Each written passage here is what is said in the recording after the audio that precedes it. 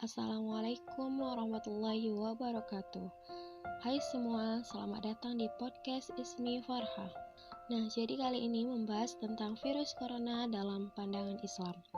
COVID-19 atau sering kita sebut dengan sebutan virus corona adalah penyakit menular yang disebabkan oleh virus corona yang baru-baru ini ditemukan. Sebagian besar orang yang tertular COVID-19 akan mengalami gejala ringan hingga sedang, seperti demam, flu, batuk, dan sesak napas. Pemerintah dan bersama rakyat Indonesia sekarang berperang melawan wabah virus corona atau COVID-19. Wabah COVID-19 ini telah melanda berbagai negara di belahan dunia, baik di benua Eropa, benua Asia, maupun di benua Amerika. Wabah penyakit virus corona ini telah membuat korban jiwa berjatuhan dengan jumlah ribuan jiwa. Pemerintah Indonesia dalam rangka untuk mencegah penularan penyebaran dan memutuskan rantai virus corona telah menerbitkan berbagai aturan dan undang-undang tentang pencegahan dan penyebaran virus corona. Virus corona dalam pandangan Islam. Wabah penyakit dalam Islam merupakan suatu ketetapan dari Allah Subhanahu wa Ta'ala. Setiap wabah yang muncul saat ini tidaklah muncul secara tiba-tiba, melainkan ada faktor yang memicunya. Namun faktor yang memicunya tersebut tidak dapat kita pastikan secara nyata, melainkan harus melalui penelitian dan kajian ilmiah oleh para ahlinya. Jika kita menurut kepada sejarah bahwa di masa Rasulullah SAW, wabah pun pernah terjadi dan menimbulkan korban jiwa. Penyakit yang datang dan melanda kehidupan manusia tidak pernah diharapkan apalagi sampai menimbulkan kekhawatiran. Namun kita harus yakin setiap wabah atau musibah yang Allah berikan kepada umatnya tentu memiliki hikmah yang terkandung di dalamnya. Terkandung bagaimana manusia menyikapi wabah atau musibah tersebut. Wabah penyakit yang melanda umat manusia sekarang pernah juga terjadi di zaman Rasulullah masih hidup. Wabah penyakit yang terjadi pada zaman Rasulullah adalah sejenis penyakit kusta. Penyakit kusta ini juga termasuk penyakit keras, menular, dan hingga menyebabkan kematian. Selain itu, penyakit ini dalam menjangkit manusia sangat cepat proses penyebarannya di masa kala itu. Zaman Rasulullah, selain penyakit kusta, ada juga wabah penyakit lain, yaitu di mana masa Rasulullah melakukan hijrah ke Madinah. Situasi di Madinah saat itu sangat mencemaskan dan mengkhawatirkan dengan kondisi air yang kotor, keruh, dan penuh dengan wabah penyakit. Selain di zaman Rasulullah, wabah penyakit juga pernah melanda di masa para sahabat, yaitu pada masa Khalifah Umar bin Khattab. Adapun wabah penyakit yang terjadi pada masa Umar bin Khattab adalah penyakit kolera, yang pada saat itu rombongan Khalifah Umar bin Khattab dan rombongan tengah mengadakan perjalanan menuju negeri Syam.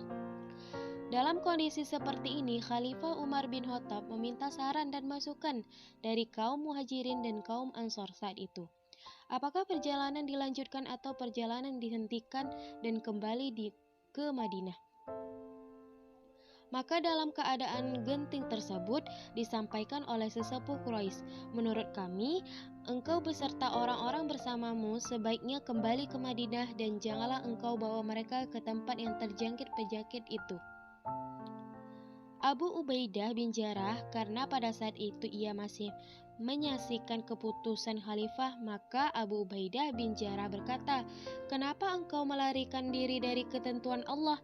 Maka Khalifah Umar bin Khattab menjawab bahwa apa yang dilakukannya bukanlah melarikan diri dari ketentuan Allah, melainkan untuk menuju ketentuannya yang lain. Khalifah Umar bin Khattab memutuskan untuk tidak melanjutkan perjalanan ke negeri Syam. Hal ini terjadi setelah Khalifah mendapat informasi dari Abdurrahman bin Auf bahwa suatu ketika Rasulullah melarang seseorang untuk memasuki suatu wilayah yang terkena wabah penyakit.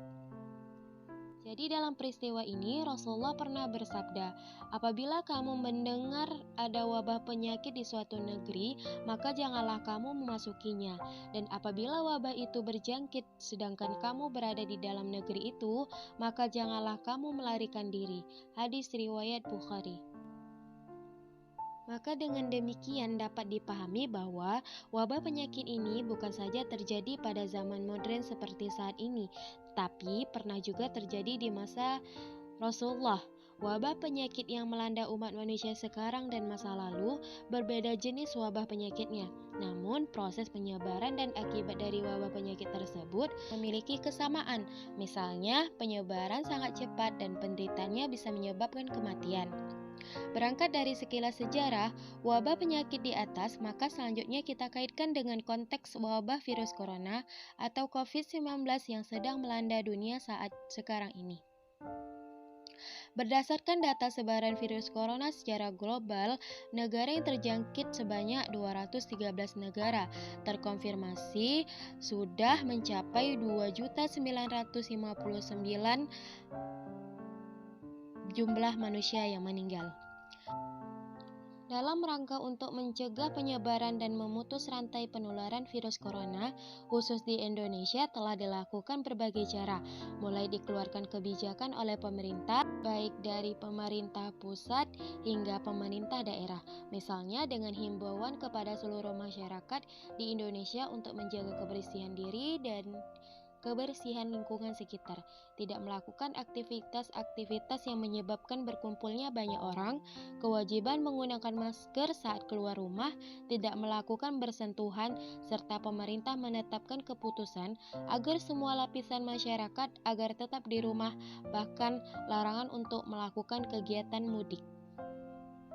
Nah, jadi kita sebagai seorang muslim hendaknya kita menjaga kebersihan dan kebersihan lingkungan kita juga, karena Rasulullah Shallallahu Alaihi Wasallam sangat menganjurkan kepada umatnya untuk senantiasa menjaga kebersihan.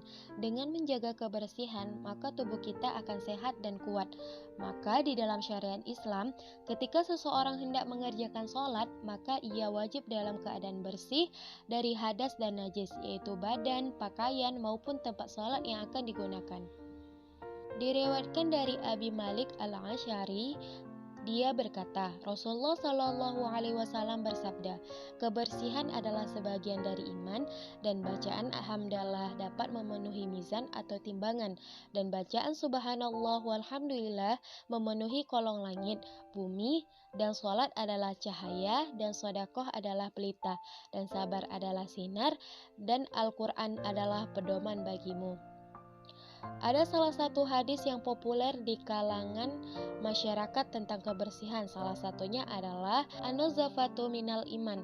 Hadis sahih dari Nabi Muhammad SAW yang mirip dengan kalimat kebersihan sebagian dari iman. Hadis itu adalah sabda Nabi SAW yang berbunyi at-tahuru satrul iman. Jadi itu saja mengenai tentang virus corona dalam pandangan Islam. Nah, kita bisa mengambil hikmah dari apa yang sudah terjadi dan itu merupakan takdir Allah Subhanahu wa taala dan bagaimana pula kita menyikapinya. Itu saja, billahi taufiq wal hidayah. Assalamualaikum warahmatullahi wabarakatuh.